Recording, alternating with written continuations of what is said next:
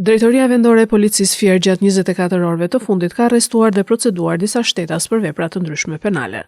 Sipas njoftimit zyrtar, specialistët e sektorit të qarkullimit rrugor arrestuan shtetasit HR, 41 vjeç, banues në fshatin Zharnec Divjak. Pasi duke drejtuar automjetin pa leje drejtimi dhe në gjendje të dehur, dyshohet se ka humbur kontrollin dhe përpasoj automjeti është përplasur me një mur.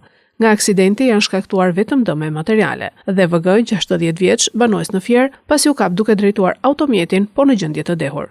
Gjithashtu këta specialist referuan materialet në prokurori, ku nisi procedimi penal për shtetasit ZM, 71 vjeç, banues në fshatin Zharnec Divjak, pasi dyshohet se ka aksidentuar me automjetin që drejtonte shtetasen XG, këmbësore, e cila po merr ndihmë mjekësore në spital dhe është jashtë rrezikut për jetën. BH 20 vjeç, banues në Ballsh, pasi drejtonte automjetin pa leje drejtimi. Ndërkohë, specialistët për hetimin e narkotikëve referuan materialet në prokurori, ku nisi procedimi penal për shtetasit AQ 20 vjeç, banues në Fier dhe GC 37 vjeç, banues në Divjak. Pasi gjatë kontrollit fizik, shërbimet e policisë gjetën sasi të vogla të lëndës së dyshuar narkotike kanabis.